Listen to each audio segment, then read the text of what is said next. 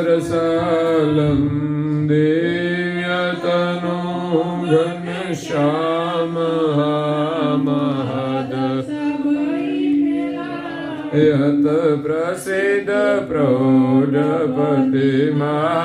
प्रौढपतिमादयंस सब तै मिलायत ऐसे ही परम गुरु महद शांत सदरूप अनुपम कृतयांश सेवित विभूति कर्ण निरूपम षोडश चीन संयुक्त तनूधर बल विभूति षोडश संयुक्त कला घट दश जिनो कल ऐश्वर्य जिनो महाद मनोरथ पूरे मन का करन जोग जन वेश प्रगट किए न कलंका भुवन त्रियेतहंकार ज्ञान गम जत अद्भुत अनंत अंश विखरे मिलनपति करण जुथ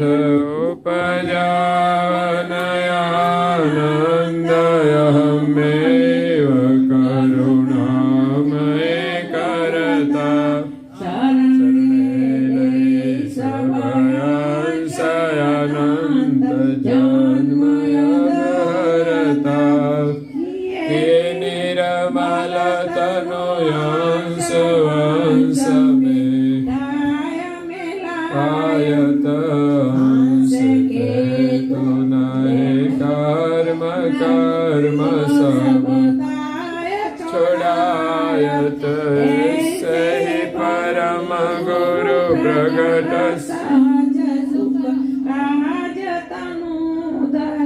श्रीमद कुबेर सर्वज्ञ गति परसेव चराचर जहाँ जहाँ परम गुरु प्रगट समीप नारायण निज दासा जुग जग माजन वेद करन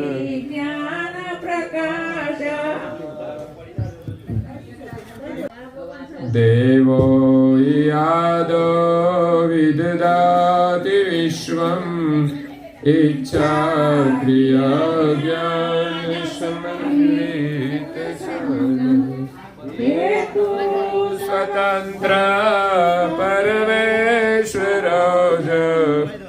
कर्तार माध्यम प्रणमाम्यहं तं समस्त कल्याण गुणाकरय लौकिकनाथ खिललोकपूज्य सच्चिदनो नित्य सुख स्वरूप कर्तार माध्यम प्रणमाम्यहं तं यः शास्तिराजेय समस्त जन्तून् गोपायति सृष्टिगोपा सत्य प्रिय सर्वगुरु माध्यम प्रणमाम्यहं विधि विधाय धर्मोपदेशं श्रुतिभिः करोति यो वारयत्येव कर्तार माध्यम प्रणमाम्यहं तम् अक्षरद्रष्टो रचनानुमेय सर्वज्ञ एकपुरुष देवासुरैनं प्रणव्य माध्यम प्रणमाम्यहं तं वात्सल्यवत्वादथ नीतिमत्वाद सर्वे समयस्य न पक्षपात योगस्य यः कर्मफलस्य दाता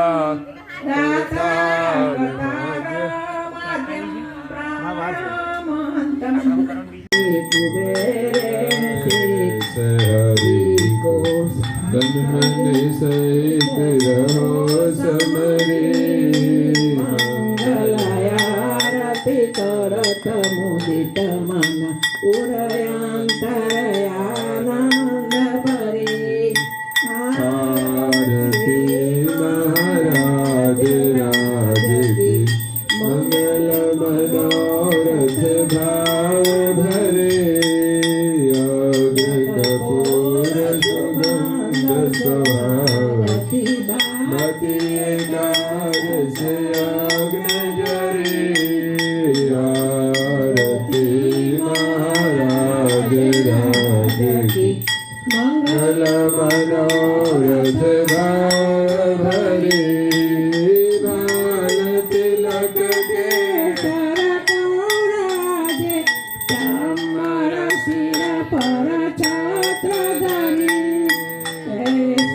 भगणी और दंतई शोभा निजानंद घन श्यामरे आरती महाराज राज की मंगल मनोरथ भाव भरे पवित्र बहुविध विधवादे निगम पदे असहज करे शारदे सुर समित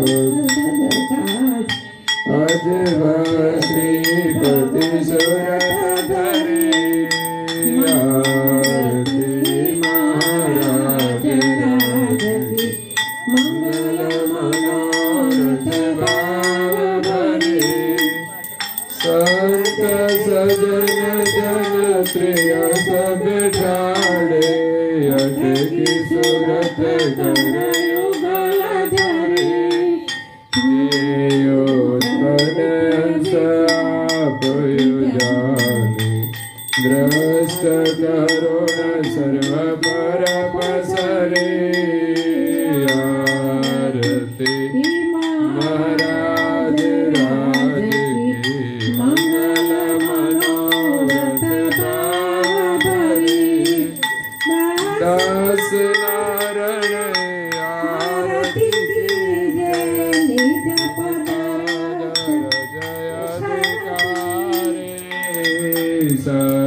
सर्वातीत ईश पद सबके सोई प्रभु खेल जन संग हरे आरती महाराज राज के मंगल मनोरथ भाव भरे केवल हंसो सत केवल साहेब सत केवल साहेब सत केवल साहेब गुरुपद प्रौढ़ प्रचंड प्रत्यक्ष पामे निज कैवल मोक्ष के मोक्ष गति चक्वे अनुभव अनादुलगु जीव को जाने वाद विवाद प्रेम भक्तजनों ज्ञान संप्रदायના આદ્ય સ્થાપક અનંત બ્રહ્માંડાધીશ વિશ્વનિયંતા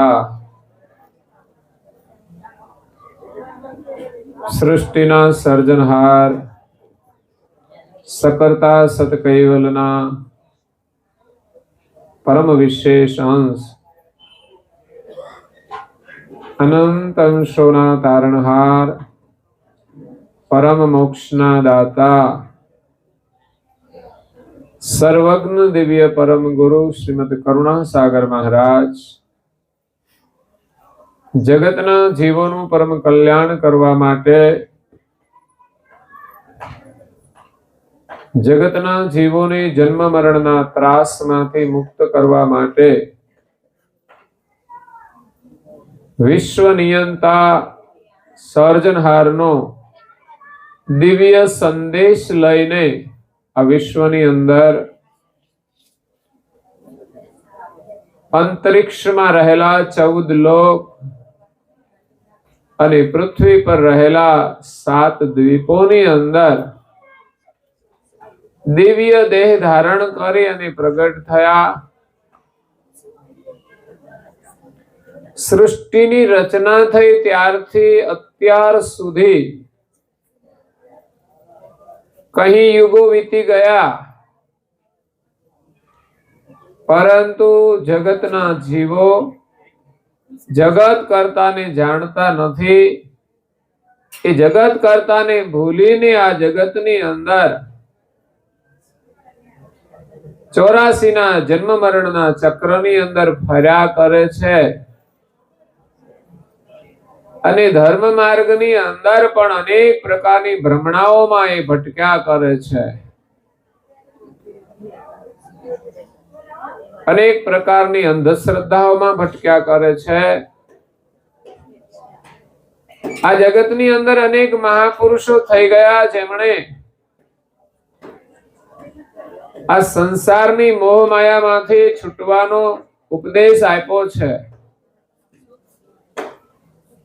તેમજ અનેક પ્રકારની ધર્મ માર્ગની જે અંધશ્રદ્ધાઓ છે એને દૂર કરવા માટે પણ પ્રયાસ કર્યો છે, સંકેત કર્યો છે અને ઉપદેશ આપ્યો છે. એટલે ઘણા લોકો આ ઉપદેશ શ્રવણ કરીને આ મોહ માયામાંથી મુક્ત થાય છે. તેમજ અનેક પ્રકારની અંધશ્રદ્ધાઓમાંથી પણ બહાર આવે છે. આજે તો વિજ્ઞાનનો યુગ છે એટલે નવી પેઢી છે બહુ અંધશ્રદ્ધામાં માનતી નથી, પરંતુ નવી પેઢી ધર્મમાં પણ ઓછી માને છે. આજે લોકોની પાસે શિક્ષણ છે છતાં પણ ધર્મમાં એટલી સમજ નથી હોતી, ધર્મમાં શ્રદ્ધા એટલી નથી હોતી, ધર્મનું એટલું જ્ઞાન નથી હોતું કે ધર્મ એટલે શું.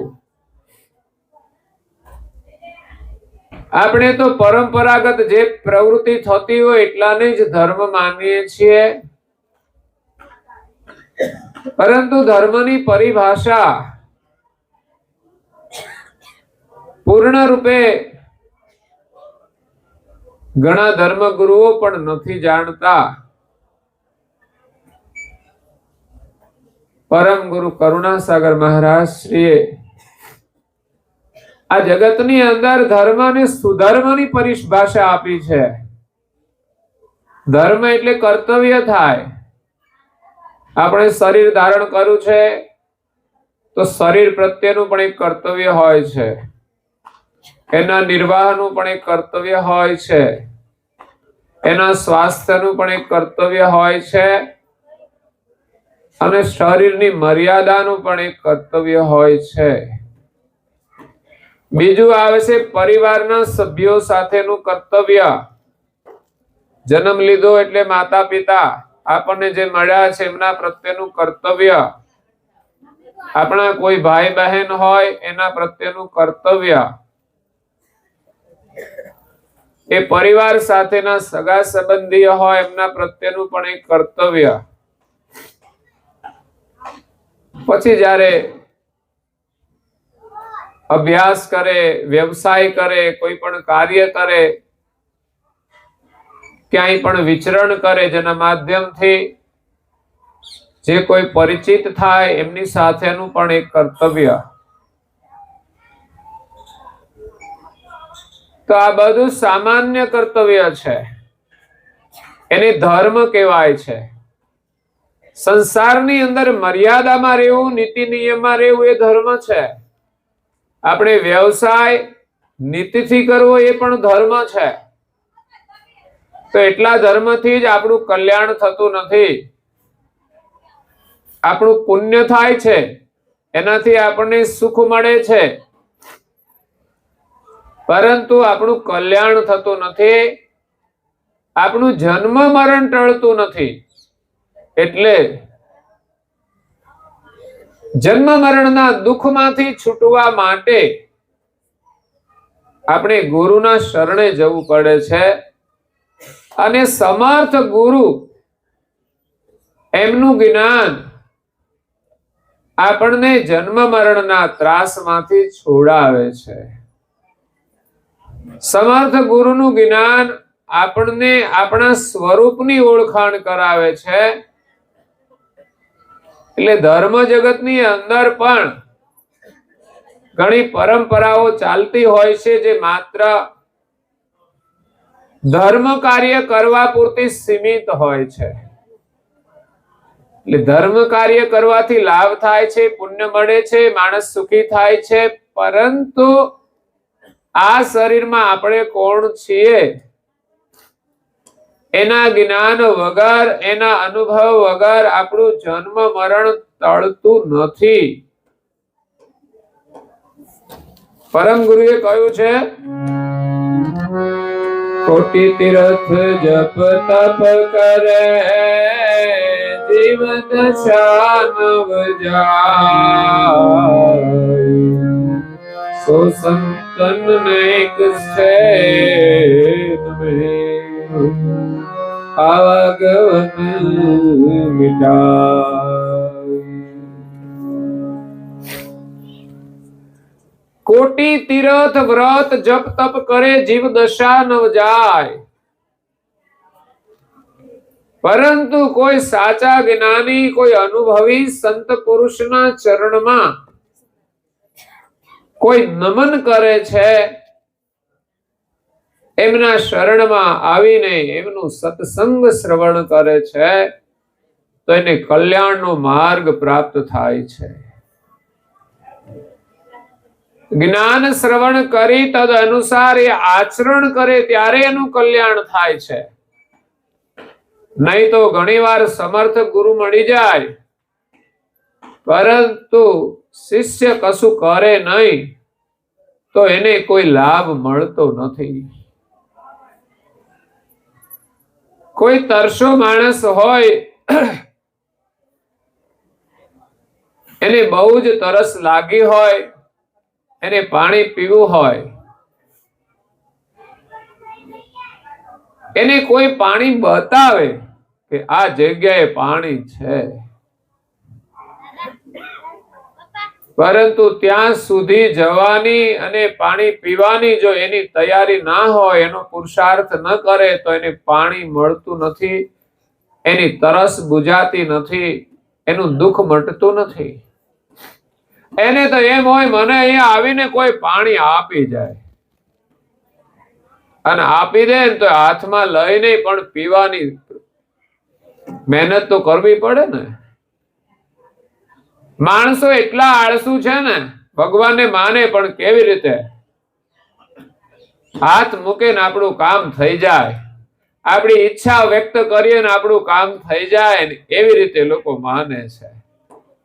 દુઃખ આવે ને તો માને છે કે મારું દુઃખ દૂર કરી દો, પણ હકીકતમાં સર્જનહારનું, ભગવાનનું જે અસ્તિત્વ છે એને આપણે સ્વીકારવાનું છે. તે ગુરુના જ્ઞાનથી આપણને સમજ મળે છે, અને આપણે સાધના કરવી પડશે.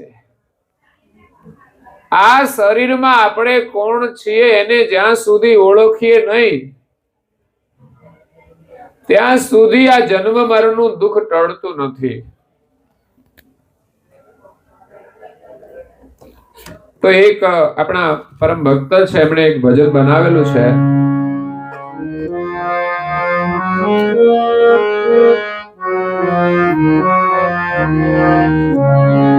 મને લાગ્યો તમારો સત્સંગ, ગુરુજી વિના ગમતો નથી રે. મને લાગ્યો તમારો સત્સંગ, ગુરુજી વિના ગમતું નથી.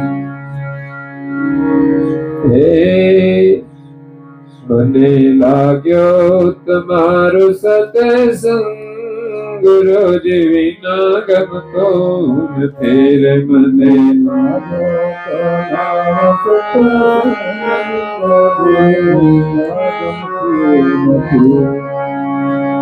કોણ હું ક્યાંથી આવ્યો,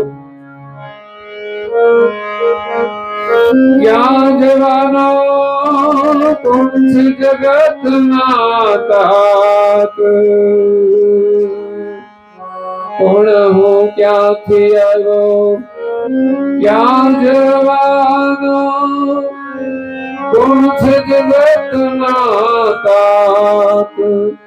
હે ગુણવંત કરી લ્યો નીરે ઓળખાણ ગુરુજી વિના ગમતો નથી. ગુણવંત કરી લ્યો ની ઓળખાણ ગુરુજી વિના ગમતો નથી રે. મને લાગ્યો તમારો સત્સંગ ગુરુજી વિના ગમતો નથી. મને લાગ્યો ગુરુજીનો રંગ ગુરુજી વિના ગમતો નથી. ગુરુજીનો જ્યારે રંગ લાગે, એના સત્સંગનો રંગ લાગે, પછી એમના વગર આપણને ગમતું નથી. કારણ કે ગુરુ આપણને આપણી ઓળખાણ કરાવે છે. કોણ હું, ક્યાંથી આવ્યો, આ શરીરમાં હું ક્યાંથી આવ્યો છું.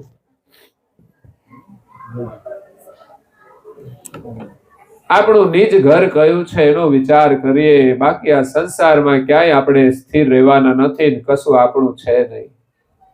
મારું મારું કરીને મરી જવાના માણસો, પણ દુનિયામાં કશું આપણું થવાનું નથી. એટલે જીવતા જ એની મોહ માયા છોડીને આપણું શું છે એ તો વિચાર કરો. આ જગતમાં આપણું છે શું? જન્મ્યા ત્યારે કશું લાવ્યા હતા? કમસે કમ એક જોડી કપડા તો લઈને આવવું જોઈએ, એ પણ નથી આવતા. અને જાય છે ત્યારે પણ સાથે કશું લઈ જતા નથી. જીવનભર એમની યાત્રામાં જે કઈ કર્મ માણસ કરે છે એ જ જો સાથે આવતા હોય તો માણસે સારા કર્મ કરવા જોઈએ. પણ કર્મ કરીને આપણે જે મેળવીએ છીએ ને, આપણને મળ્યું ખરું એ આપણું નથી. ભલે આપણે મહેનત કરી, આપણને મળ્યું છે એ આપણું બનાવેલું નથી. આપણને મળ્યું એટલે આપણને એનો વાપરવાનો અધિકાર છે, અને એ પણ આપણે વિવેકથી વાપરવું જોઈએ. નહીં તો એ પણ આપણું હોય ને તોય આપણને ફસાવી દે છે. આપણા જ ઘરનું ચપ્પુ હોય, એનાથી શું કરવાનું? ચાકુ કે છે ને, ચાકુ ચપ્પુ, એનાથી શું કરવાનું? શાકભાજી સમારવાની, ફળ સમારવાના. પણ એ જ ચપ્પુ કોઈ પેટમાં ખોસી દેશે તો? આપણું છે ને, શું વાંધો છે? આપણું છે એટલે એમ નહીં માનવાનું કે આ બધું આપણું છે એટલે સુખકારી છે. એને વાપરવામાં વિવેક હશે ને તો જ સુખ મળશે. આ શરીરે આપણે માનીએ કે આપણું છે નહીં. માતા પિતાએ જન્મ આપ્યો છે, આપણે કઈ બનાવ્યું નથી. શરીર આપણને મળ્યું જ છે, એટલે રહીએ છીએ, એમાં રહેવાનો અધિકાર છે, એનો વિવેકથી ઉપયોગ કરવાનો અધિકાર છે. અને આ શરીરનો જો વિવેકથી આપણે ઉપયોગ કરીએ ને તો સુખ તો મળે છે, પણ આપણું કલ્યાણ પણ થઈ શકે છે. એટલે મારાપણાની મમતા છોડી અને આ શરીરથી સેવા કરો, સ્મરણ કરો, ભગવાનનું ધ્યાન કરો. બાકી આ શરીર આપણું છે નહીં. આપણું શું છે એ કઈ ખબર પડે છે? જીવન જીવીને ચાલ્યા જઈએ છે, એમાંથી કશું આપણું છે ખરું? આપણું છે શું? કોણ હું, ક્યાંથી આવ્યો ને ક્યાં જવાનો? હે ક્યાંથી આવ્યો ને ક્યાં તો જવાનો નથી. કાયમ આ ઘરમાં રહેવાનો, ભુવા પછીથી ક્યાં પૂછવાનો જીવડા, ઘટમત ઘોર અંધારું, અરે અજ્ઞાની જીવડા, કરી લેને દીવડા, ઘટમાં તું ઘોર કાલ રાત્રે આખું ભજન બેને ગવડાયું હતું. બહુ સરસ ભજન છે. આ ઘટની અંદર જે અંધારું છે ને, એટલે આપણે આ દુનિયામાં ભટકીએ છીએ, ધર્મ માર્ગની અંધશ્રદ્ધામાં ભટકીએ છીએ. ધર્મ પાળવા છતાંય સુખ નથી મળતું, ધર્મ પાળવા છતાંય કલ્યાણ નથી થતું, એવો આપણે ધર્મ પાળીએ છીએ. એટલે શું ધર્મને આપણે જાણતા નથી, અને સંસારનો ધર્મ પણ આપણે પ્રમાણિકપણે નિભાવતા જ નથી. એટલે ધર્મની સમજની બહુ જ આવશ્યકતા છે. સદગત આત્માના નિમિત્તે આપણને સત્સંગ મળે એનાથી મોટું કોઈ પુણ્ય નથી, અને એનાથી મોટી કોઈ શ્રદ્ધાંજલિ નથી. જીવનું કલ્યાણ થશે ને તો સત્સંગથી થશે.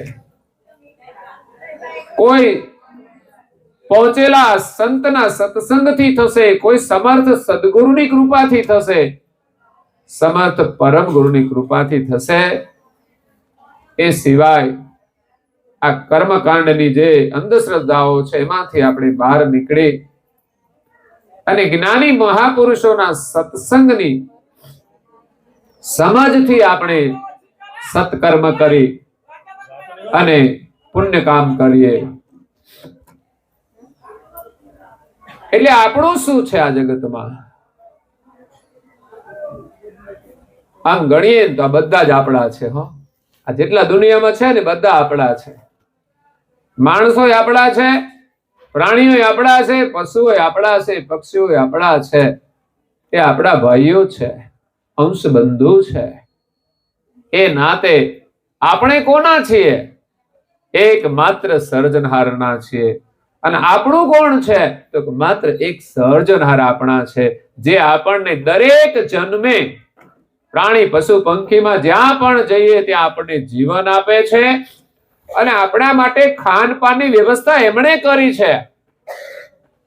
આપણે તો માત્ર ઝાડને રોપવાનું કામ કરીએ છીએ, એનું બીજ આપણે નથી બનાવ્યું. ખેતરની અંદર રોપીએ કે કોઈ ઝાડને આપણે રોપીએ છીએ, એના ફળ આપણને મળે છે, તે બનાવનાર કોણ છે? આપણે કોઈ ઝાડ બનાવી શકતા નથી. માત્ર રોપવાનું અને પાણી પાવાનું કામ કરીએ છીએ. પછી આપણા આંગણે ઝાડ ઉભું હોય ને, કહેતા આ તો આપણું છે, અહીંથી કોઈ ફળ લેતા નહીં. પણ એને ખબર નથી કે ભાઈ તું હુઈ ગયો ત્યારે આ ઝાડને જીવન કોણ આપતું હતું? તું તો પાણી પાઈને હુઈ જશો ને, પછી તો ધ્યાન આપતો નથી. એને જીવન આપનાર સર્જનહાર છે. દુનિયામાં જેટલી પણ વ્યવસ્થા છે ને માલિકની સંભાળેલી છે, આપણી કોઈની નથી. આપણે થોડું ઘણું કાર્ય કરીએ છીએ નિમિત્ત, તો આપણે એના ફળના અધિકારી છીએ. અને એ પણ એકલા જ ખાવાનું નહીં, વેચીને ખાવાનો અધિકાર છે. કારણ કે પરમાત્માએ એનું પોષણ કર્યું છે. જળ પણ એમણે બનાવ્યું છે, આપણે તો બનાવ્યું નથી. એમની વ્યવસ્થાથી આપણને મળ્યું. આપણે ક્રિયા કરી તો આપણી જરૂરિયાત પ્રમાણે આપણે ઉપયોગ કરીએ. બાકી છે ને બીજાને પણ આપવું જોઈએ. આપણને જે કંઈ મળે બધામાં બધાનો હિસ્સો છે. પ્રાણી પશુ પંખી બધાનો હિસ્સો છે. મેં કહ્યું હતું ને કે હમણાં એક ગામમાં ગયા, હિંમતપુરામાં, તો ત્યાં લોકોને મેં પૂછ્યું તમે શું શું કરો છો? તો કે અમારા ગામમાં પ્રભાત ફેરી રોજ થાય છે. આપણે તેમ કહું પડે અમારા ગામમાં પ્રભાત ફેરી થાય છે, પણ કૂતરા કરે તો કરે, બાકી અમે તો નહીં કરતા. એ ફરતા હોય બધી આખા ગામમાં. પણ એ બહેનો કે અમે પ્રભાત ફેરી કરીએ છીએ, અમારે 5 વાગે તો છે ને ગાયો ભેંસોનું કામ હોય, દોવાની હોય. એટલે પછી શું કરીએ? તો કે 4 વાગે અમે ઉઠીએ, પ્રભાત ફેરીમાં જઈએ. અને ત્યાં પણ જે લોકોની ભાવના હોય ને સેવાની, એવા લોકો એમના ઘરની પાળી હોય, આજે બોર્ડર છે ને એવી પાળી, જેમ અહીંયા ઓલો વાડકો પડ્યો છે ને એમ અનાજનો વાડકો ભરીને મૂકી દે દરરોજ. અને આ પ્રભાત ફેરી વાળા છે ને એને ખબર જ હોય કે કોણ કોણ જગ્યાએથી આવે છે. અગર તો એની નજર પડે એટલે વાડકો લઈ લે, થેલી નાખી દે, વાડકો પાછો મૂકી દે. એ અનાજ જે ભેગું થાય ને પક્ષીઓને આપે છે. એક તો પ્રભાત ફેરી થાય છે, ભગવાનનું નામ લેવાય છે અને સેવા કાર્ય પણ થાય છે. એટલે આ માનવ જીવન આપણને મળ્યું છે તો આ શરીરનો આપણે સદુપયોગ કરવાનો છે. જે પરમાત્માના આપણે છીએ એનો સંદેશ લઈને પરમ ગુરુ કરુણાસાગર બાપજી આ વિશ્વમાં આવ્યા છે. દુનિયા ભટકે છે, વિશ્વના સર્જનહાર કોણ છે એને કોઈ જાણતું નથી. પણ કોઈ સમર્થ ગુરુના શરણમાં જશે, એનું જ્ઞાન શ્રવણ કરશે અને શોધ કરશે તો એને સર્જનહાર મળશે. જેને પામવા છે એને સર્જનહાર મળશે જ. જેનામાં જિજ્ઞાસા છે એને સર્જનહારની સમજ મળશે, અને જે કોઈ સાધના કરશે એને સર્જનહાર પ્રાપ્ત થઈ જશે. તો જેની પાછળ આપણે આખી જિંદગી દોડીએ છીએ છતાં પણ સુખ નથી મળતું, એનાથી પણ વિશેષ સુખ ભગવાન ગુરુના શરણમાં જઈ અને સર્જનહારનું સ્મરણ કરવાથી પ્રાપ્ત થાય છે. આ જીવન માત્ર ને માત્ર કલ્યાણ માટે મળ્યું છે, નહીં કે માત્ર ભોગના સુખ માટે. ભોગનું સુખ ભોગવીને જો જીવન પૂર્ણ કરીશું તો પછી આ જીવને 84 માં જવું પડશે. પરંતુ ભોગની ઉપર નિયંત્રણ રાખી, સંયમ રાખી અને ધર્મનું કાર્ય કરીને એમાંથી જો સુખ મેળવશે તો એને ફરી માનવનું શરીર મળશે. આપણને માનવનું શરીર મળ્યું છે તો જીવનમાં ગુરુ અવશ્ય કરવા જોઈએ. આપણી સમજ પ્રમાણે જે કોઈ યોગ્ય પાત્ર લાગે એની પાસેથી ગુરુ દીક્ષા લઈએ, એમનું સત્સંગ શ્રવણ કરીએ અને એ માર્ગે આપણે ચાલવાનું છે. તો માનવ જીવનની અંદર જેના માથે કોઈ ગુરુ નથી એને ફરી માનવનું શરીર મળતું નથી. ગુરુ કર્યા પછી આપણે તિલક કરવું પડે. આપણે મનુષ્ય છીએ તો અવશ્ય કપાળમાં તિલક કરવું જોઈએ. આપણે ધર્મમાં શ્રદ્ધા રાખીએ છીએ, કોઈ ઈષ્ટને માનીએ છીએ તો આપણે ગુરુ પણ હોવા જોઈએ, અને ગુરુ છે એનું પ્રતીક રૂપે જ કપાળમાં તિલક કરવાનું છે કે અમારા માથે કોઈ ધણી છે. ગુરુ આપણને માલિકનો સંદેશ આપે છે, માલિકનો લક્ષ્ય આપે છે, એ માલિકનું તિલક કરવાનું છે. એટલે આપણા માથે ગુરુ છે અને આપણે માલિકનું ભજન કરીએ છીએ, એના માટે તિલક અને ગુરુએ આપેલો મંત્ર છે એનાથી આપણે ભજન કરવું જોઈએ. ભજન સિવાય તમને સુખ દુનિયામાં ક્યાંય નહીં મળે. ગમે તેટલી સુવિધા કરી દો, ગમે તેટલા પૈસા કમાઈ લો, પણ સરવાળે દુખી થઈને જવાનું છે. જીવનમાં મંત્ર જાપ કરવાથી, ગુરુ મંત્ર છે એ જ ગુરુનો લક્ષ્ય છે. ગુરુ કર્યા હોય તો મંત્ર હોવો જોઈએ, મંત્રમાં શ્રદ્ધા હોવી જોઈએ, મંત્રનો જપ કરવો જોઈએ, તો અવશ્ય એમાંથી સુખ મળશે. એટલે ગુરુનું પ્રતીક રૂપે તિલક મનુષ્ય જીવન છે, એ માનવતાના સંસ્કાર છે. નહીં તો તિલક મનુષ્ય સિવાય કોઈને નથી કરવાનું. પ્રાણી, પશુ, પંખીને કોઈ કહેતું નથી તમે તિલક કરો, કારણ કે તિલક ન કર્યા ને એટલે જ પછી આ રસ્તે ગયા છે. તો એનું પણ એક ગૌરવ હોવું જોઈએ. આ ધર્મનું તિલક છે, ધર્મનું આપણામાં ગૌરવ હોવું જોઈએ. શરમ અને સંકોચ છોડીને સારા કાર્યો કરવાનું ગૌરવ હોવું જોઈએ. એટલે અવશ્ય તિલક કરવું જોઈએ અને ગુરુ મંત્ર છે એનો જપ કરવો જોઈએ. એ જ ભજન છે. સેવા કરો ગુરુ મહારાજની, સ્મરણ કરો મંત્રનું અને ધ્યાન કરો, એ ભજન છે. ભજન કીર્તન પણ છે, એ ગાઈને પણ આપણે ભજન કરવાનું, એ સાંભળીને પણ ભજન થાય છે, ગુરુદેવની પૂજા કરીને પણ ભજન થાય છે. અને કોઈને મદદ કરીએ ને, સેવા સહયોગ, એનાથી પણ ભજન થાય છે. બીજાને આપણે સાચો માર્ગ બતાવીએ, એનાથી પણ ભજન થાય છે. તો ભજન વગર કોઈ જીવ સુખી થઈ શકતો નથી. એટલે ભજનમાં વિશ્વાસ હોવો જોઈએ, ભજન માટે સમય પણ કાઢવો જોઈએ, અને આપણા પરિવારને તમામને ભજન કરવાના સંસ્કાર આપવા જોઈએ. એટલે હું કહું છું કે આપણા ઘરની અંદર સવારમાં ભજન વાગે ને, ભજન સંભળાય તો એના સંસ્કાર પરિવારને આવશે, એના વિચાર પરિવારને આવશે. ભજનમાં રુચિ થશે તો આગળ મોટા થયા પછી પણ એને ભજન ગમશે, અને ભજન વારંવાર સાંભળશે ને તો એમના વિચારો એમને મળશે, અને એના વિચારોથી એ સુખી થશે. ભજન કોઈ સામાન્ય વસ્તુ નથી. પણ નવી પેઢીને આજે ગમે છે શું? તો કે ફિલ્મના ગીતો જ વધારે ગમે છે. એમાં લોકો નાચતા હોય છે, ખાલી સંગીત વાગે ને વરઘોડામાં તો કૂદાકૂદ કરે.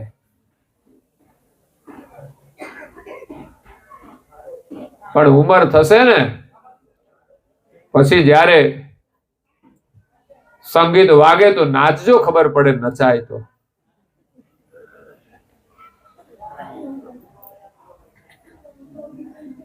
પછી તો પેરાલિસિસ થશે ત્યારે ખબર પડશે કે એક દિવસ આપણે કેવા વરઘોડામાં નાચતા હતા, પણ એ આનંદ ગયો. ભગવાનનું જે સ્મરણ કરે છે વૃદ્ધાવસ્થામાં, ભગવાનનું સ્મરણ કરીને સુખી થઈ શકે છે. કદાચ શરીરથી સેવા ન બની શકે તો કઈ નહીં, પણ સ્મરણ તો થવાનું છે, ભગવાનનું ધ્યાન તો થવાનું છે. એટલે શરીર ન ચાલે ત્યારે પણ અંતે સ્મરણ અને ધ્યાનથી આપણે ભજન કરવાનું છે. કરુણાસાગર બાપજી પ્રભાત પદ 2 ની અંદર કહે છે, નવલહે મૂળ ગતિ રતિપતિ નિમતે, માયાનો સ્વાર્થી વર્ણમુખી, કહે કુવેર નિજ લક્ષ્ય ભાજન વિના, કોઈ ન રજક તમે હોય ન સુખી. હે શું કહીએ જંતને, ઓળખ્યા નહીં કંથને, સેવ્યા નહીં સંતને, માન મૂકે. શું કહીએ જંતને, ઓળખ્યા નહીં કંથને. આ માનવ શરીર મળ્યું છે,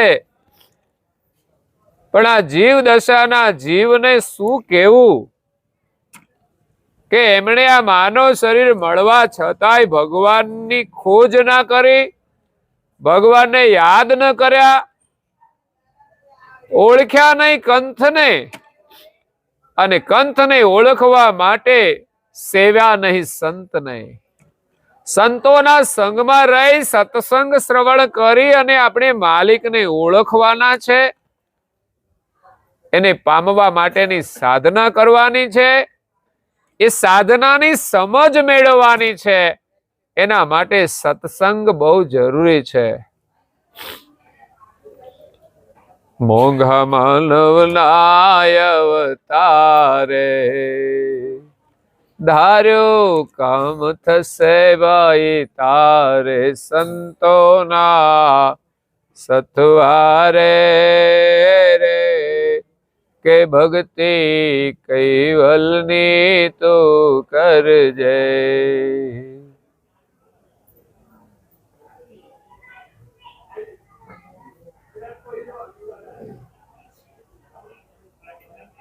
તો આપણને આ માનવ દેહ મળ્યો છે, મોંઘો છે, બહુ મોંઘા માનવના અવતારે, ધાર્યું કામ થશે ભાઈ તારે. આ શરીર ભગવાને એટલું શક્તિશાળી બનાવ્યું છે કે માણસ જે ધારે તે કરી શકે છે.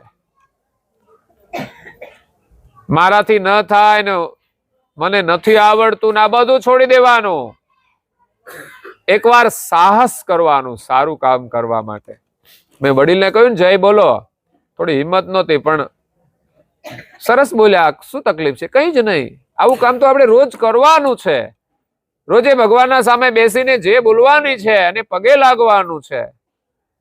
શરમ અને સંકોચ છોડીને છેલ્લી અવસ્થામાં તો ભગવાનનું નામ જ લેવાનું છે. જેવું આવડે તેવું કાલાવાલા કરવાના છે. બાળકની જેમ આપણે બોલવાનું છે. બાળક કશું નથી વિચારતું, એને જેવું આવડે એવું જ બોલી નાખે છે. એ તોતડું પણ બોલે, પણ બોલશે તો કોઈ દિવસ સારું બોલશે ને. શરૂઆત તોતડાથી થશે અને પછી એ સારું બોલતું થશે. એટલે તોતડું બોલે એ કઈ હસવાની વાત નથી. લોકો તો મોટા થયા પછી બોલતા શીખી જાય ને પછી તો તોછડું બોલે છે. એ હસવાની વાત છે. કોઈ માણસ તોછડું બોલે ને તો હસવું જોઈએ. એટલે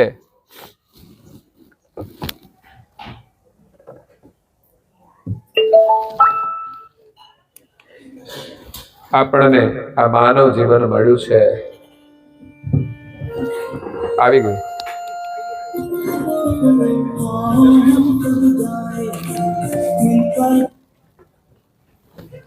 તો આપણે ક્યારેય નિરાશ નહીં થવું જોઈએ. કામ છોડવું નહીં જોઈએ. લાઈટ જાય તો ભલે, આપણે આપણું કામ કરી લેવાનું છે. એમ હિંમત રાખવાની કોઈ પણ કામ કરવા માટે. જેવું આવડે તેવું શરૂઆત કરીશું. છોકરા બાલ મંદિરમાં જાય ને ત્યારે એકડો કઈ ના લખે, એ લીટા જ કરે. પાટીમાં પેન આપે તો લખવામાં લીટા જ કરે. એ કેટલો સમય અભ્યાસ કરશે, જોશે, ત્યારે એની સમજમાં આવશે, ત્યારે એ એક કરશે, પછી બે કરશે. એમ કરતા કરતા એ 10 આંકડા શીખે છે, પછી કક્કો શીખે છે, અને પછી એને અક્ષરને જોડતા શીખે છે. પછી એની વસ્તુ જોવે છે, યા તો એને સમજાવવામાં આવે છે, ત્યારે એની ખબર પડે છે કે આ વસ્તુને આ કહેવાય. એટલે કેટલો સમય લાગે છે. એમાં ભક્તિની અંદર પણ સમય લાગશે.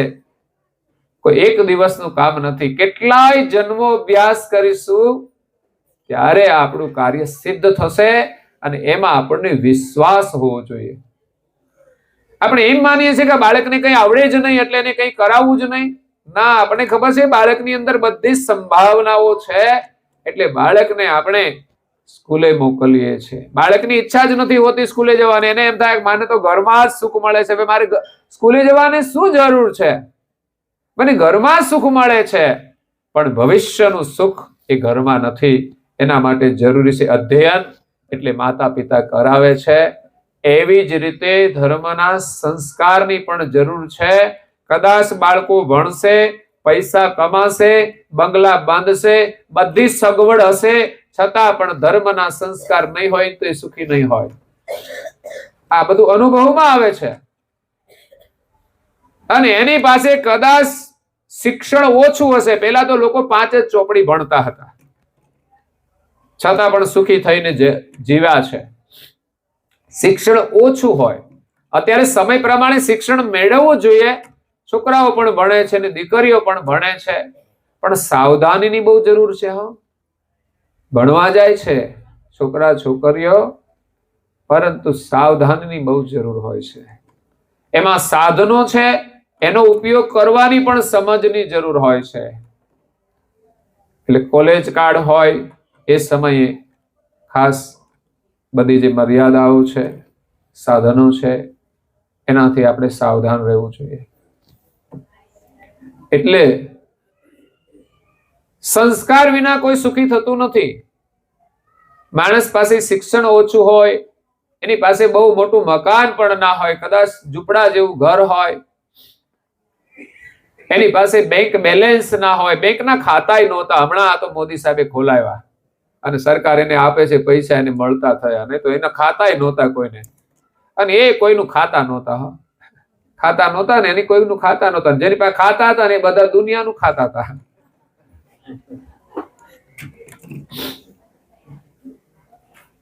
એટલે આપણે આપણા હકનું ખાવાનું છે, કોઈનું નથી ખાવાનું. કોઈ આપે ને તોય ના ખાઈએ. ઘણા લોકો તો છે ને, એક તો બીડા પીવે ને કેટલાય મફત ના પીવે, એટલે કેટલી દુર્ગતિ થાય વિચાર તો કરો. બીડીની દુર્ગતિ તો છે જ, પણ મફત નહીં પીવે એ કેટલી દુર્ગતિ થાય. એટલે કોઈ સુખ સુવિધા ન હોય, સાધારણ વ્યવસ્થા હોય તો એ જીવે છે અને ખુશથી જીવે છે. એની પાસે જો ધર્મના સંસ્કાર હોય, ભગવાનનું એની પાસે નામ આવી જાય, એમની પાસે સત્સંગ હોય, તો એ માણસ સુખી થઈ જાય છે. એટલે આપણને આ માનવ જીવન મળ્યું છે, તો ભજનથી આપણે સુખી થઈશું. કહ્યું ને,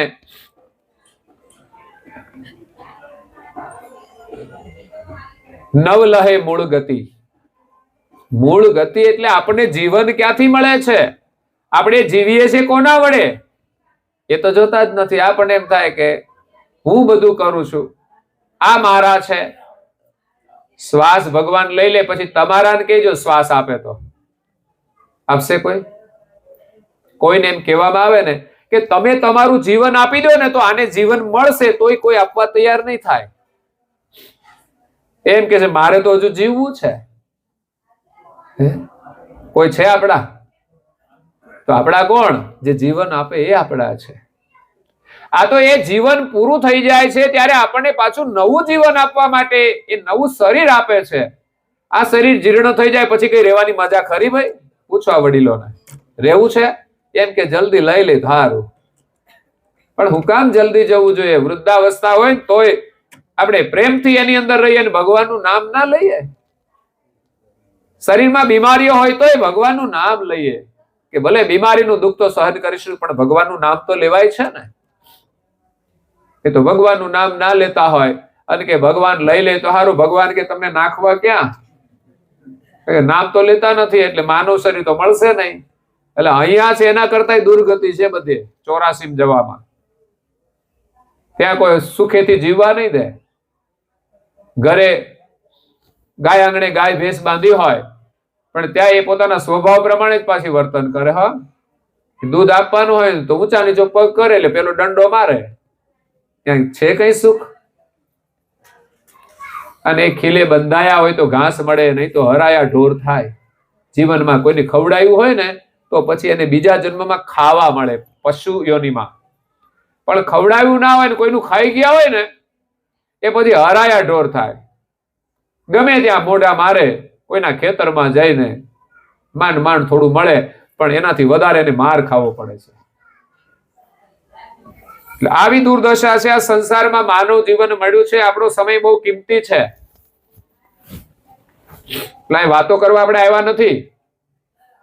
અહીંયા બહુ મહાલાભ લેવાનો છે સત્સંગનો. નહીં તો અહીંયા આવ્યા પછી પણ લોકોને વાતોમાં જ વધારે રસ હોય છે. પણ આ તો શ્રદ્ધાંજલિ નિમિત્તે કર્યું છે એટલે આપણે એમાં વિશ્વાસ રાખીએ કે જે પરિવારજનોએ આયોજન કર્યું છે એમાં આપણે જોડાવું જોઈએ. અને આપણો આખો સમાજ એ પ્રમાણે સુસંસ્કારી બન્યો છે. નહીં તો જે કઈ વિધિ હોય ને તો માલિક, જે ઘરના માલિક હોય ને એમને કરવાની હોય ને. આપણે તો કે હાજરી આપવાની હોય અને જતા રહેવાનું હોય. પણ આ એક સમાજને બહુ મોટો લાભ છે. સદગત આત્માની પાછળ જે સત્સંગ થાય છે, સેવા પૂજાની પ્રાર્થના થાય છે, આ સંસ્કારનો બહુ મોટો લાભ મળે છે. એટલે નવ લહે મૂળ ગતિ. મૂળ ગતિ આ જગતનું સર્જન કોણે કર્યું છે? આ દુનિયાનું. એને આપણે ઓળખવા જોઈએ. આપણને જીવન કોણ આપે છે? આપણને કોણે ઉત્પન્ન કર્યા છે? એને આપણે ઓળખવાના છે. મૂળ ગતિ. રતિ પતિની મતિ. રતિ એટલે પ્રેમ. એ પતિની સાથે આપણે થોડો પ્રેમ રાખવો જોઈએ. માયાનો સ્વાર્થી વરણમુખી. પણ આ બધું ભૂલીને એ માયાનો સ્વાર્થી થઈ ગયો છે કે આ માયા મને મળી જાય. ભાઈ આપણી નથી, આપણને કેવી રીતે મળી જાય? હા, તારો અધિકાર હશે, તું મહેનત કરીશ તો તને મળવાનું છે. પણ સ્વાર્થી લોકો તો પ્રપંચ કરીને મેળવે છે, અનીતિ કરીને બીજાના હકનું લઈ લે છે. કેવી રીતે સુખી થવાના? અને વર્ણમુખી થઈને ફરે છે. હું આ વર્ણનો. ભાઈ આપણે આ કોઈ વર્ણના નથી. આ વર્ણમાંથી આપણે બહાર નીકળવાનું છે. વર્ણમાં આવી ગયા છીએ આપણા કર્મ પ્રમાણે, પણ હવે આ કર્મના બંધનમાંથી છૂટી અને આપણે સર્જનહારની વર્ણના છીએ, એની સજાતિના છીએ, એના કુળના છીએ. આ દુનિયામાં જેટલા પણ શરીર છે, પ્રાણી પશુ પંખી, બધાની અંદર ચૈતન્ય અંશ નિવાસ કરે છે. આપણે બધા એક જ કૈવલની સજાતિના છીએ એવો સંદેશ લઈને પરમ ગુરુ આવ્યા છે. એ આત્મજ્ઞાનથી આત્મભાવે વ્યવહાર કરી અને આપણે આપણા આત્મ સ્વરૂપનો અનુભવ કરવાનો છે. પણ બીજાની સાથે આપણે રાગ દ્વેષ ને મારું તારું કરીશું તો આ શરીરમાં આપણું સ્વરૂપ ઓળખાવાનું નથી. આત્મભાવે વ્યવહાર કરીશું ત્યારે આપણી અંદર રહેલું આત્મ સ્વરૂપ આપણા અનુભવમાં આવશે અને આત્માનો આનંદ મળશે. જીવનમાં સત્ય આનંદ એ આત્માનો છે. કહે કુવેર નિજ લક્ષ ભજન વિના કોઈ નર જગ તમે હોય ન સુખી. પરમ ગુરુએ જે નિજ મંત્ર આપ્યો છે નિજ લક્ષ્ય છે. નિજ એટલે પોતે કોણ છે એને ઓળખવો, એનું નામ નિજ છે. નિજ એટલે પોતે, અને નિજ એટલે નિજ કરતા. મારા કોણ છે એ સર્જનહારને પામવા, એ નિજ લક્ષ્ય છે. એનું ભજન કરવાનું. હું કોણ છું ને મારા કરતા કોણ છે, ક્યાંથી હું આવ્યો છું ને મારે જવાનું ક્યાં છે. અહીંયા તો આપણે થોડું ઘણું દોડાદોડી કરીએ છીએ, કેટલી બધી ચિંતાઓ, ઉપાધિ, દુઃખ, ત્યારે થોડું ઘણું સુખ મળે છે અને એ આપણા ભાગ્યમાં હોય ને તો ભોગવીએ, નહીં તો એ નથી ભોગવી શકતા. પરંતુ ક્યાંથી આપણે આવ્યા છીએ એનો વિચાર નથી કરતા. પૂર્વ આ શરીર ધારણ કરતા પહેલા હું ક્યાં હતો એનું મૂળ વિચાર કરીએ કે મૂળ હું ક્યાંથી આવ્યો છું. જેમ એક બાળક હોય ને, એ માતા પિતાથી છૂટો પડી જાય એટલે અનાથ થઈ જાય છે, પણ એ પોતે વિચાર કરે કે મારો જન્મ કોણે આપ્યો છે, મારા મા બાપ કોણ છે. એ જો મળી જાય ને તો હું સુખી થઈ જાઉં. માત્ર માતા પિતાના સાનિધ્ય માત્રથી એને સુખ મળે છે. બાળક જન્મે છે, એ થોડું સમજતું થાય છે, પછી એ રમતું હોય છે, પણ મા બાપને જોઈને જ ખુશ થઈ જાય છે અને સુખ મળે છે. એની પાસેથી કોઈને લઈ જાય ને તો એ રડવા માંડે છે. એને ગમે તે રમકડા આપી દે ને તો કદાચ ઘડીવાર હાથમાં લે, રમશે, પણ પછી એને માતા યાદ આવી જશે અને માતાને જોવે એટલે રમકડા ફેંકી જ દે છે. પણ આપણને તો કોઈને માતા યાદ આવતી, ન ગુરુ યાદ આવે છે, ન ભગવાન યાદ આવે છે. અને આપણને કોઈ મળે ને કોઈ સત્સંગના માધ્યમથી તો પણ આપણે દુનિયાના રમકડા છોડતા. રમકડા છોડીને થોડું સ્મરણ કરવું જોઈએ, પ્રાર્થના કરવી જોઈએ, ધર્મ ગ્રંથોનું અધ્યયન કરવું જોઈએ. પણ હવે તો મોબાઈલનું રમકડું આવ્યું છે તો આપણને ટાઈમ જ રહેતો નથી. આપણા ધર્મની આપણને કોઈ સમજ નથી. આપણને તિલક કરવાનો સમય નથી, શ્રદ્ધા નથી, પ્રેમ નથી. એટલે લક્ષ ભજન વિના કોઈ સુખી નહીં થાય એવું પરમ ગુરુનું જે પદ છે ને મહાન છે આ જગતની અંદર.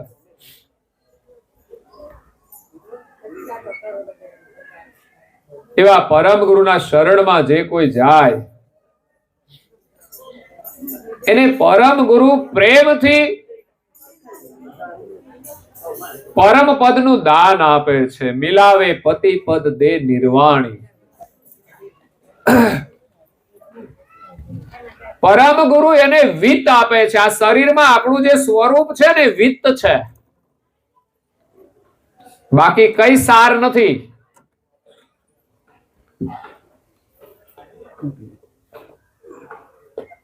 આ દુનિયામાં શરીરની સુંદરતા વાળા કેટલાય લોકો આવીને ચાલ્યા ગયા છતાં સુખી ના થયા. એને જોવા વાળા કેટલા હતા એ સુખી ના થયા. એ શરીરનો અંત આવી ગયો અને બધા એમાંથી સુખ લેવા વાળાનો અંત આવી ગયો. સાચું સુખ આ શરીરને ચલાવનાર ચૈતન્ય છે ને એમાં છે. એનું ચિંતન કરો, શરીરની ચિંતન નથી કરવાનું. લોકો રાત દિવસ શરીર અને શરીર સુખની જ ચિંતા કરે છે. મને આ મળી જાય તો હું સુખી થઈ જાઉં, અને જાજી વસ્તુ ભેગી કરીને લોકો તો છે ને દુખી થતા હોય છે. ઘરમાં જરૂરિયાત તો બહુ થોડી હોય છે, પણ આપણે માની લઈએ છીએ મારા ઘરમાં હોય તો સારું લાગે, કોઈ આવે તો સારું લાગે, કોઈને સારું લગાડવા આપણે બધું કરવાનું છે, મજૂરી કરવાની છે, અને એ બધી સેવા એમની કરવાની, જળની બધી, એમાં સમય બગાડવાનો જરૂર છે, બરાબર છે. ઘર છે, સાફ રાખીએ, વ્યવસ્થા હોય બેસવાની, લોકો આવે તો ભોજનની વ્યવસ્થા હોય, પણ આપણે તો ટીવી થાય એવું ટીવી મોટું લાવીએ છીએ, મોટું જોઈએ નાનામાંથી.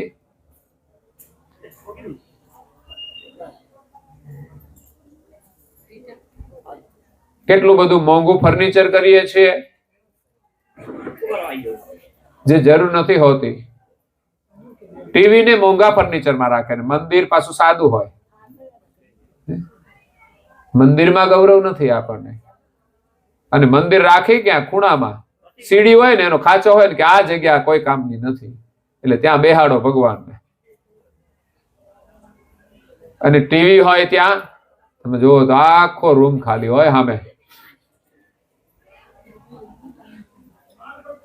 સ્પેશિયલ જગ્યા ઉપર ટીવી આવે છે.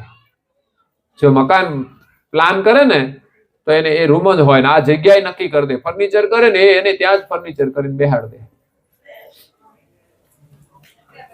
ખરેખર તો ઉત્તમ જગ્યાએ મંદિર રાખવું જોઈએ, પ્લાનની અંદર મંદિર હોવું જોઈએ. અને આપણને લાગે સારી જગ્યા હોય ને બધાને દર્શન થાય ને એવી જગ્યાએ મંદિર રાખો. આપણે એમ થાય કે આપણે પૂજા કરવી હોય ને લોકો કહે છે અવાજ કરે ને ડિસ્ટર્બ થાય. ડિસ્ટર્બ શું કામ થાય? બધાને કાઢો બહાર. પૂજા કરવાની છે, બેસો અહીં પૂજામાં, નહીં તો જાઓ બહાર. એ પૂજા ત્યાં જ થશે, સ્પેશિયલ રૂમમાં થશે, બધા સામે બેસી શકે એવી જગ્યાએ થશે. ટીવી તો કઈ રાખો, એના ફરતું ફર્નિચર કરો, સારું દેખાવું જોઈએ બધું. એ આડા ઊભા બે ચાર લાકડા માર્યા હોય અને ત્યાં બધું વધારાનું કચરો લટકાવી રાખે લોકો. આ મૂકો તે મૂકો રમકડા, એને બધું સાફ કર્યા કરો તમે. વધારાની વસ્તુ બજારમાંથી લાવ્યા જ કરે લોકો, જે ગમે એ લાવ્યા કરે. 2 દાડા રમે છોકરા, એ વાપરે અને મૂકે ખૂણામાં. એ ઢગલો પડ્યો હોય કચરા પેટી ઘરમાં, પછી ફેરવા કરે બધું. એમાં એનો સમય જાય છે, એની સેવા કરવાનો સમય મળતો નથી.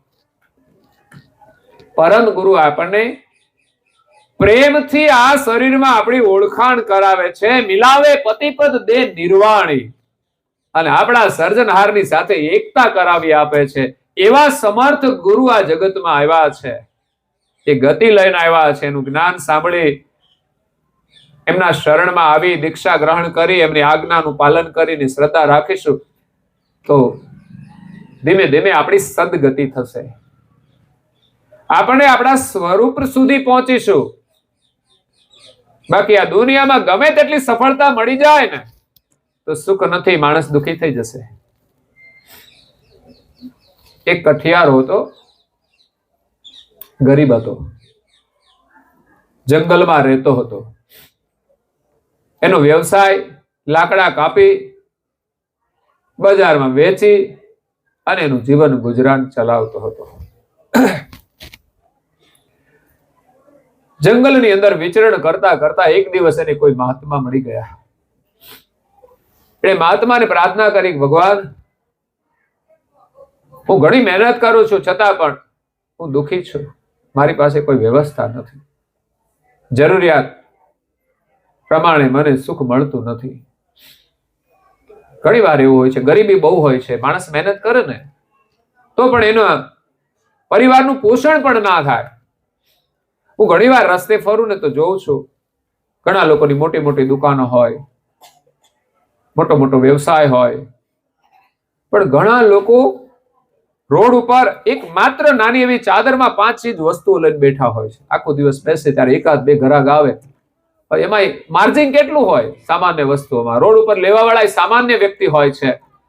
એની એ જ વસ્તુ દુકાનમાં હોય તો એમાં માર્જિન વધારે હોય, નફો વધારે હોય.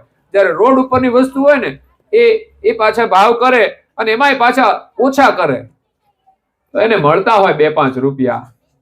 એમાંથી કેવી રીતે એનું જીવન ગુજરાન ચાલે? ખરેખર એ શ્રદ્ધા રાખીને મહેનત કરે છે તો લુખું સુખું એને ખાવાનું મળતું હશે. 10 રૂપિયા 20 રૂપિયા કમાઈને 10 રૂપિયાનું ભોજન લેતા હશે.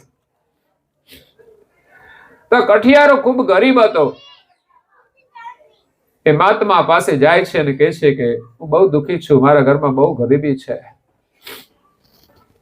તો કે તું લાકડા કાપે છે ને, થોડો આગળ જજે, આગળ જા. ઘણી વાર માણસ પોતાના કાર્યની અંદર બંધાઈ જાય છે એટલે પછી એની પ્રગતિ નથી થતી. એટલે આપણે આગળ વધવા પ્રયાસ કરવો જોઈએ. ધર્મનું કાર્ય હોય કે સામાજિક કાર્ય હોય, તમે થોડું સારું કામ કરો ને એટલે તમારી પ્રગતિ થશે. તો કઠિયારો થોડો આગળ જાય છે. તો આગળ ગયો ને તો એને ચંદનનું જંગલ મળ્યું અને એમાંથી જે લાકડા કાપ્યા ને તો એના 10 ગણા ભાવ આવ્યા. કારણ કે ચંદન બહુ મોંઘું હોય છે. આટલો ટુકડો લેવા જાવ તો 100 રૂપિયા થાય.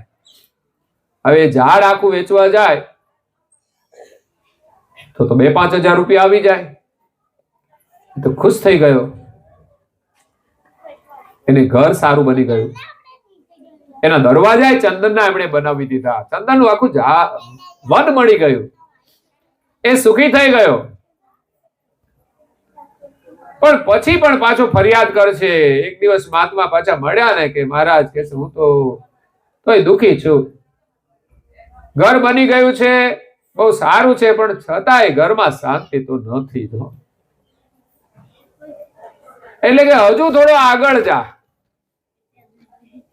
તો એનાથી આગળ ગયો તો એને ચાંદીની ખાણ મળી. તો એ ખાણમાંથી તો એને ઘણું બધું ચાંદી મળતું હતું. એમાંથી એ વધારે સુખી થયો.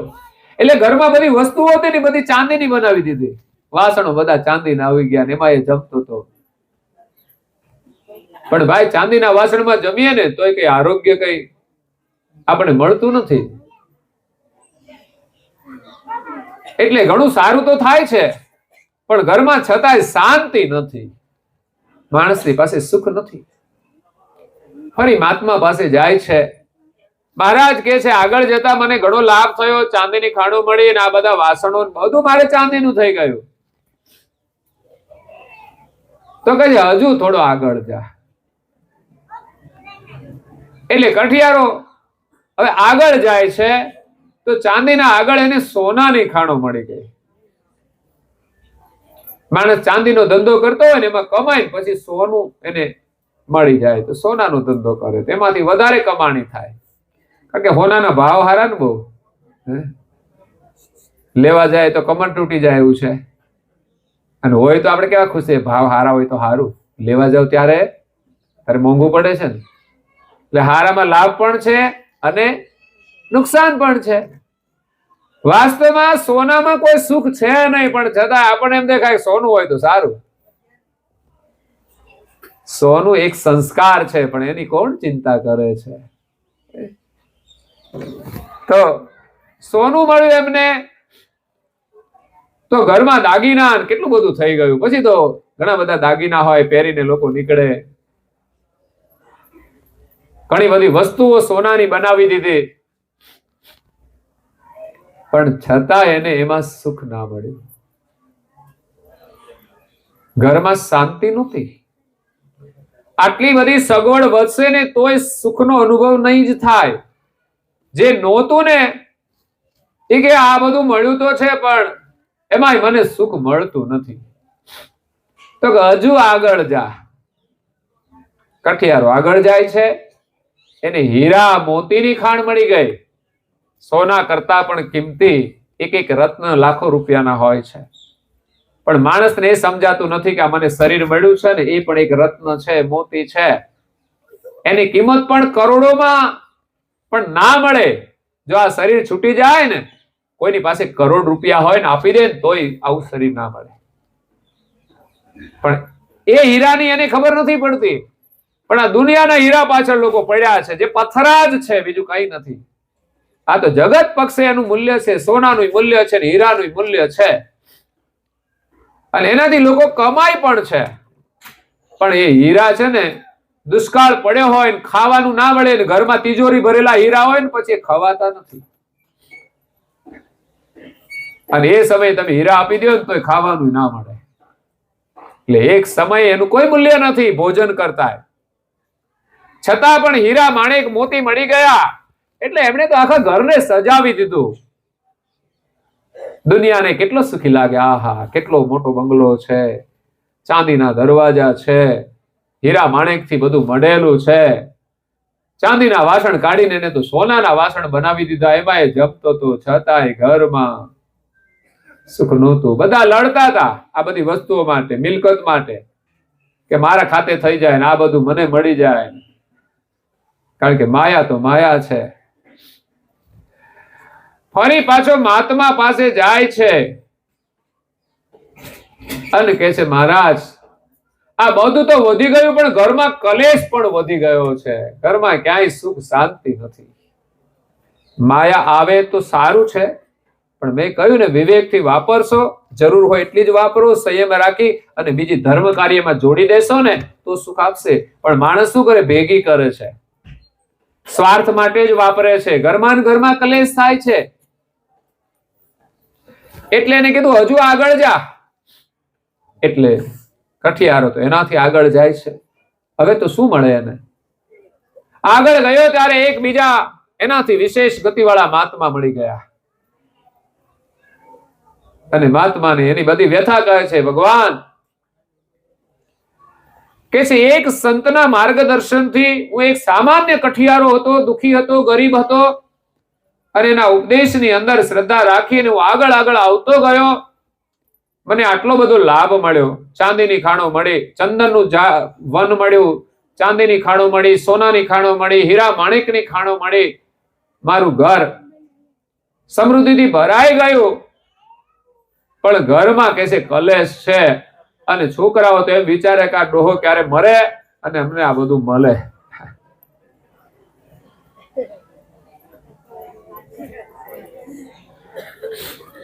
તો હવે હું શું કરું?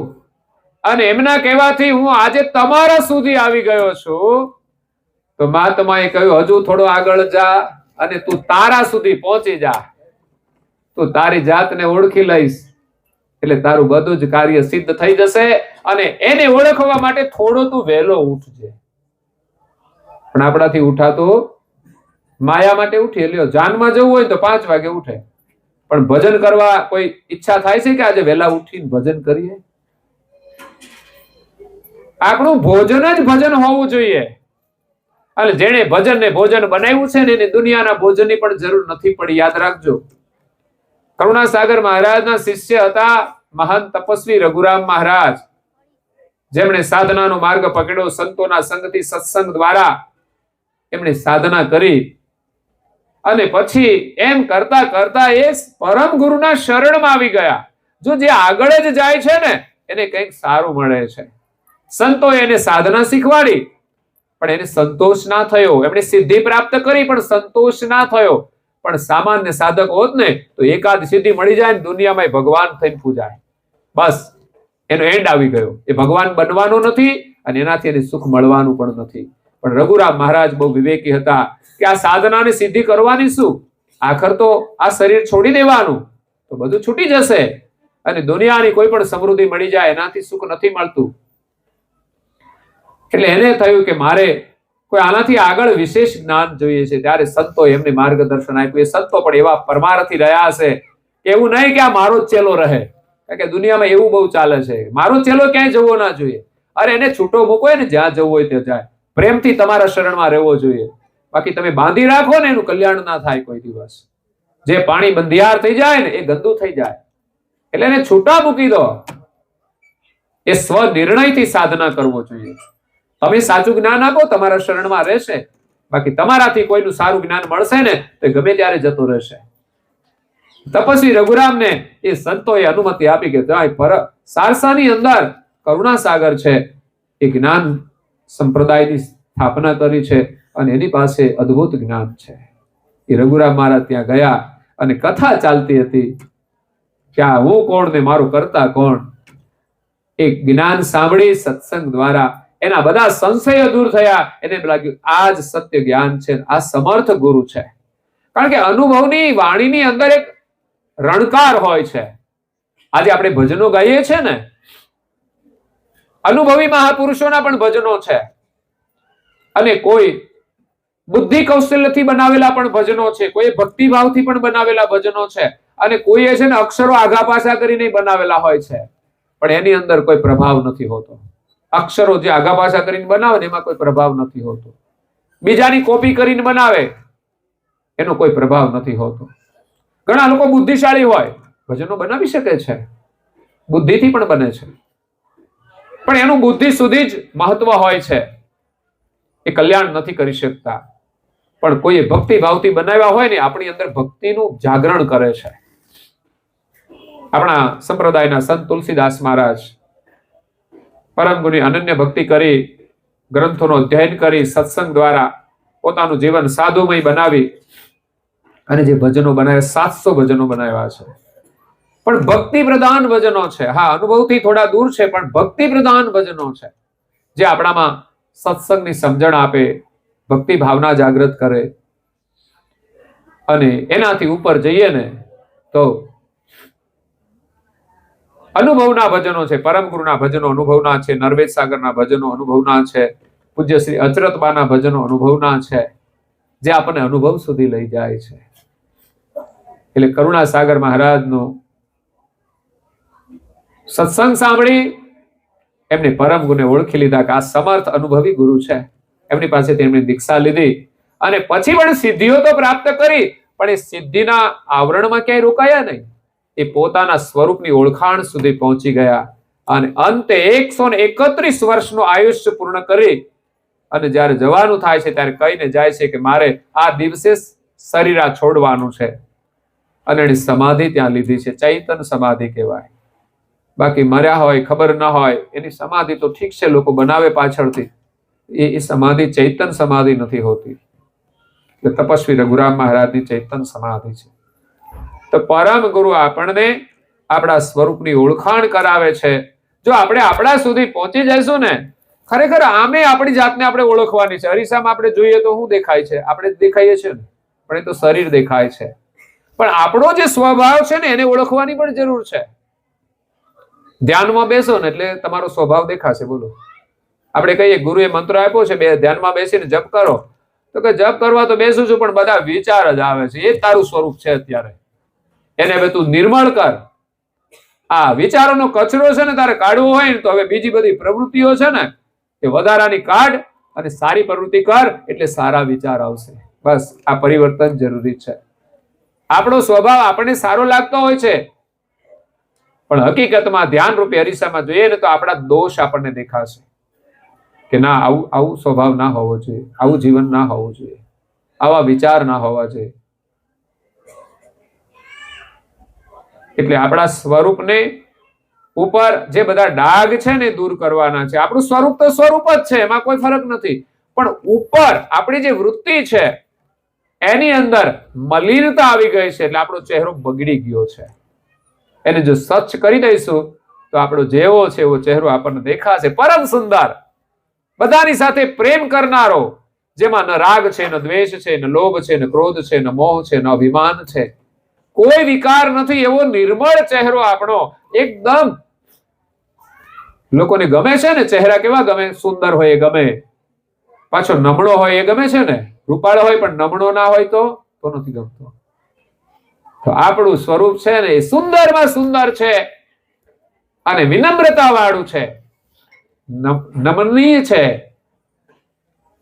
તો એવું સુંદર સ્વરૂપ આપણે ઓળખવાનું છે. પામે નિજ કૈવલ મોક્ષ કે દક્ષ. પરમ ગુરુના દક્ષ એટલે ઉપદેશથી આ જીવને પરમ કૈવલ પદની પ્રાપ્તિ થાય છે. એવું ગુરુપદ પ્રૌઢ પ્રચંડ પ્રત્યક્ષ પરમ ગુરુ આ વિશ્વની અંદર પ્રગટ થયા અને જે ગુરુનું પદ છે એની ગતિ આ જગતમાં આપી છે. ગુરુ એટલે માત્ર કોઈ માણસને ગુરુ કરી લેવા એવું નથી. ગુરુની પરંપરાઓ છે. જે અનુભવી મહાપુરુષો થયા છે ને એ ગુરુ સ્થાને બિરાજેલા છે.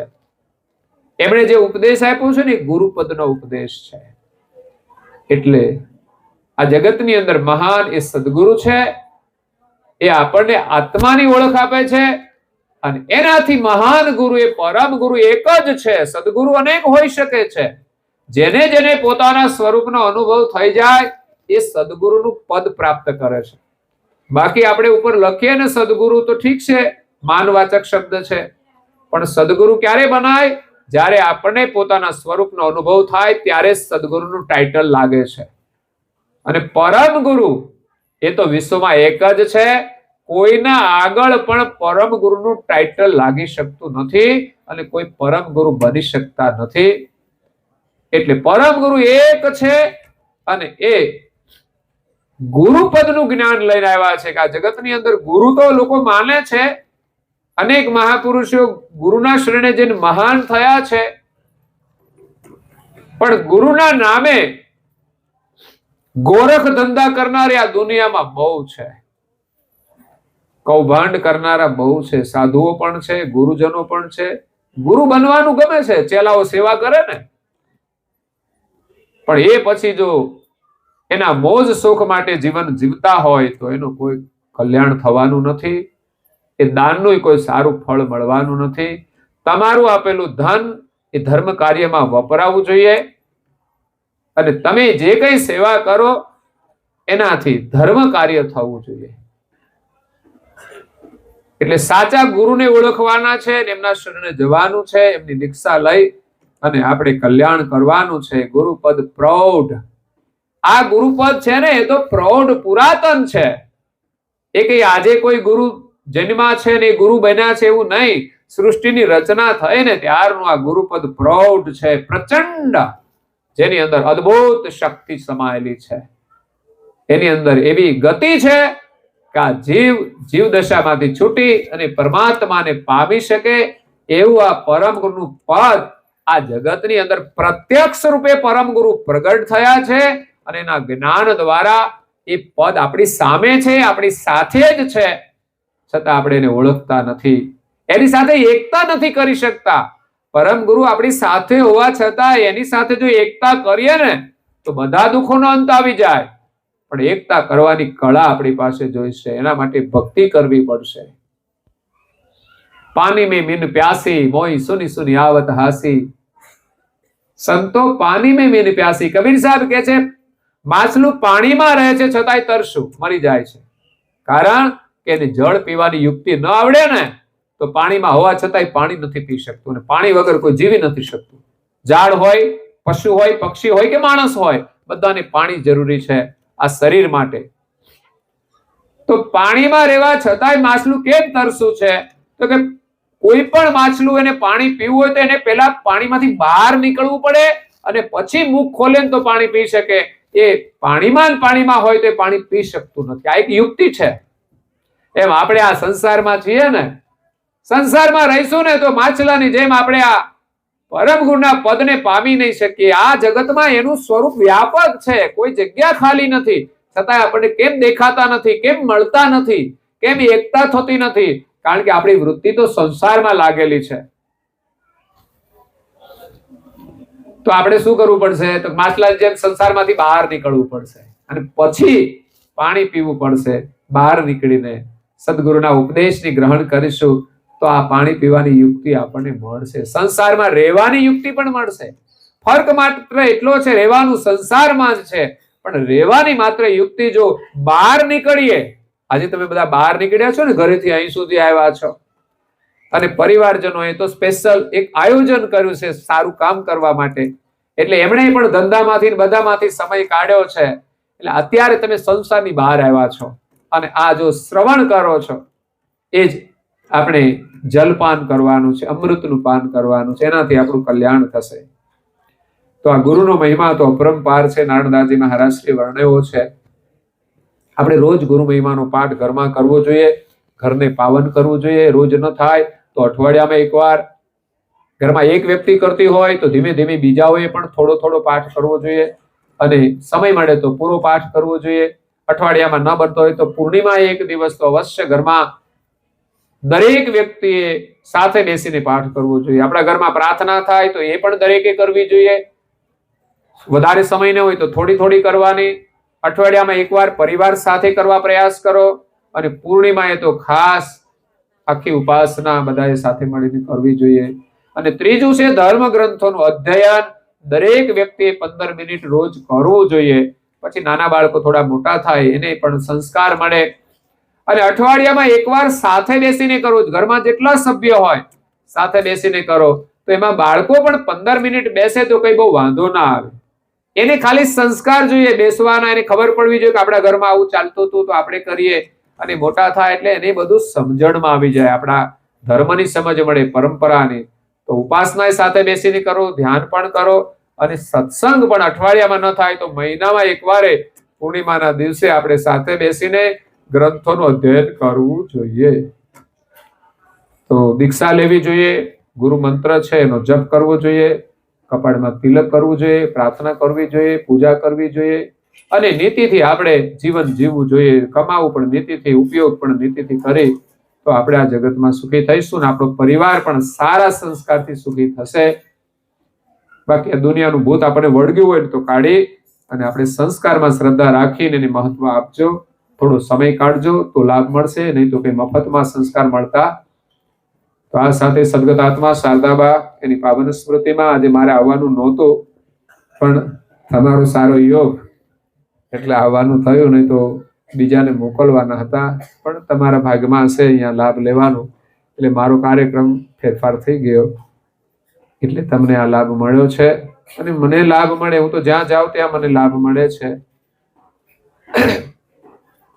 તો શારદાબા એ પાવન સ્મૃતિમાં ખોડીદાસભાઈ, એમના દીકરા રાજેશભાઈ અને એમના 2 દીકરાઓ સપરિવારની હાર્દિક ભાવનાથી આજે સદગત આત્માની શ્રદ્ધાંજલિ રૂપે આજના દિવ્ય સત્સંગ પારાયણનું આયોજન કરી અને એનો લાભ લઈને સાચા અર્થમાં તમે શ્રદ્ધાંજલિ અર્પણ કરી છે. અને સાથે સાથે પરમ ગુરુના આશીર્વાદ પણ મળ્યા છે, જે આશીર્વાદથી તમે અને તમારો પરિવાર, તમારી ભાવિ પેઢી પણ સુખી થશે. પણ આજે જે વાતો સાંભળી છે ને એના નિમિત્તે સાંભળી છે, તો એમાંથી કઈ તમે ગ્રહણ કરશો ને તો આત્માને વધારે શાંતિ મળશે. તમારા લાભ માટે જ આ પારાયણનું આયોજન થાય છે. સારું કાર્ય થાય એનાથી સદગત આત્માને શાંતિ મળે છે, મારા પરિવારજનો સુખી થાય એનાથી આત્મા ખુશ થાય છે. અને આ મહાન કાર્ય છે, એનાથી એના ઋણમાંથી તમને મુક્તિ મળે છે. નહીં તો તમે એની જીવતા કઈ સેવા કરી હોય તો થોડું ઋણ ઓછું થાય, પરંતુ છતાંય પુત્ર છે ને ક્યારેય માતા પિતાના ઋણમાંથી નથી છૂટી શકતો. ત્યારે આવા મહાન સત્સંગનું કાર્ય કરે ને તો એ સંસારની સેવા કાર્ય કરતા મહાન હોય છે, તે ઋણમાંથી છૂટી જાય છે. એવું આ મહાન કાર્ય છે. તો જે સગા સંબંધીઓ આજે સંબંધના નાતે શ્રદ્ધાંજલિ આપવા માટે આવ્યા છે, એમણે પણ આ સત્સંગનો લાભ લઈ સાચા અર્થમાં શ્રદ્ધાંજલિ આપી અને પરમ ગુરુના આશીર્વાદ પ્રાપ્ત કર્યા છે. તો એ પરિવારજનો પણ પરમ ગુરુના આશીર્વાદથી સુખી રહે એ શુભકામના છે. સદગત આત્માની પરમ શાંતિ મળે, પરમ ગુરુ એના ચરણમાં અખંડ નિવાસ આપે અને ફરી માનવનું જીવન આપી એમના ચરણમાં રાખી અને પરમ ગુરુની ભક્તિ કરી અને જીવન યાત્રા આગળ વધે એવી શુભકામના છે.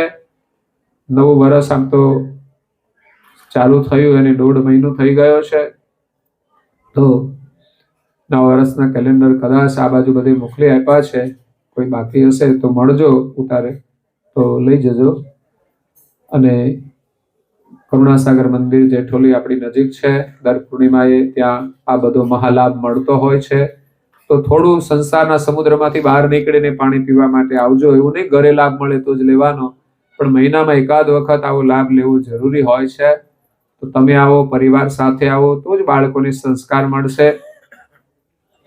અને સેવાનો લાભ પણ ત્યાં પૂર્ણિમાએ બધા આવનાર ભક્તો માટે ભોજન પ્રસાદી પણ થતી હોય છે. એમાં પણ સદગત આત્માઓ પાછળ પણ ભાવના અનુસાર લોકો યોગદાન આપતા હોય છે. એથી વિશેષ કોઈ સગવડ હોય તો રસોઈ પણ આપતા હોય છે. એ સિવાય બાળકોની પ્રસાદીની પ્રવૃત્તિ પણ ચાલે છે. આપણી શાળાઓમાં ભણે છે, આજુબાજુના જે ગામો છે, બાળકોને પણ અમે પ્રસાદી લેવાનું એક આયોજન વિચાર્યું છે, એટલે કરાવીએ છીએ.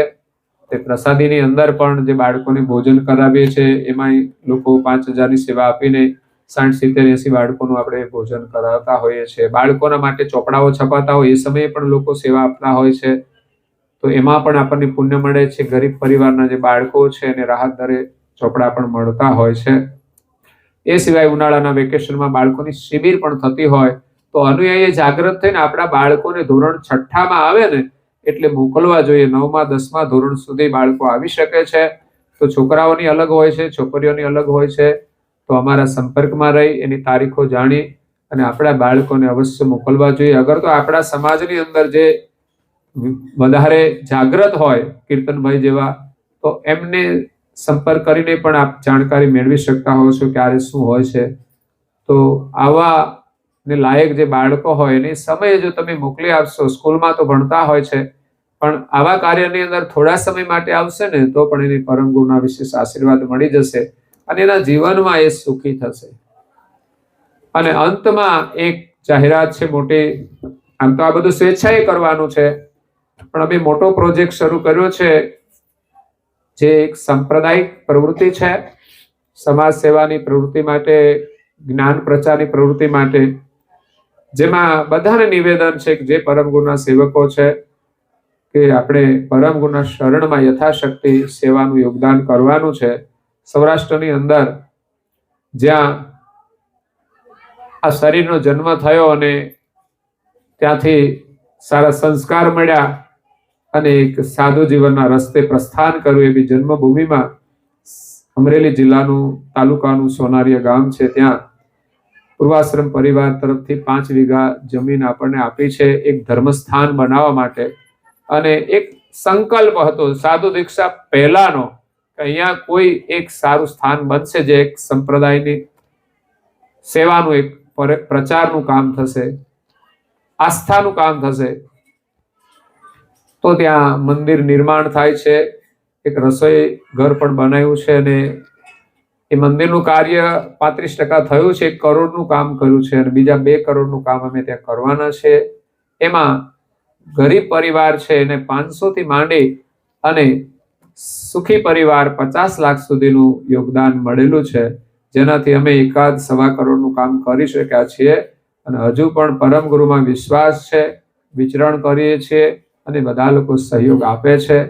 તો એ 2 કરોડનું કામ પૂર્ણ કરીને આપણે ત્યાં પરમ ગુરુની પ્રતિષ્ઠા કરી અને આપણા દેશની અંદર એક પરમ ગુરુનો સંદેશ બધાને મળે. પછી ત્યાં સેવા કાર્યો પણ આગળ વધશે. એના દ્વારા પણ લોકોને જ્ઞાનનો સંદેશ મળશે કે પરમ ગુરુ કરુણા સાગર કોણ છે, એનો મહિમા જેટલો આપણે ગાઈએ તેટલો ઓછો છે. એની સેવામાં જે કંઈ આપણાથી અર્પણ કરી શકાય એટલું આપણે યોગદાન આપી અને પરમ ગુરુના આશીર્વાદ પ્રાપ્ત કરીએ. એ જ શુભકામના સાથે અહીંયા મારી વાણીને વિરામ આપું છું. અસ્તુ સત કેવલ સહાય. ઘરના जय स्वामी महाराज की જય. परम गुरु श्रीमद करुणा सागर महाराज એક મિનિટ. જય. पूज्य श्री नारायण આ બાજુ રહ્યો ને ઘડી. महाराज की श्री सब कुबेराचार्य महाराज की જય. श्री सब संतन की જય.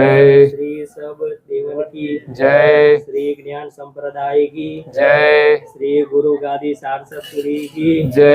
श्री कैवल धाम की जय. कथा सत्संग पूर्णावती का सत केवल साहे. બે હાથ જોડીને પગે લાગીશું, ખોળામાં ખુલ્લા હાથ રાખીને માથું નમાવીને સત કેવલ સાહે.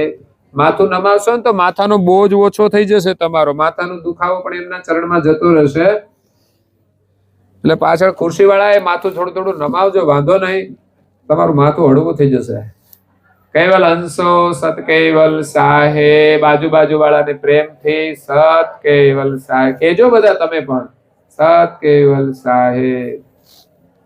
સુખ સંપત્તિ સુચારને સત્કર્મનો દેવારસ જન્મો જન્મ સત્સંગથી ગિરતાર પાર પાડો. આલોકને પરમાત્મ પ્રેમ રગે રગ વ્યાપજો. આત્માને શાંતિ સાથી આપજો. ત્રિલોકન છવી અનુપમ પ્યારી. પ્રભુ છવી અનુપમ પ્યારી. અનેક જનોની અરજી, અનેક જનોની અરજી પુરાંતર લીધી. પ્રભુ જય કરુણાનિધિ. અખંડ અનાદિ બદની પ્રભુ જાળ સહી દીધી સંશય સગળા નિવારી સંશય સગળા નિવારી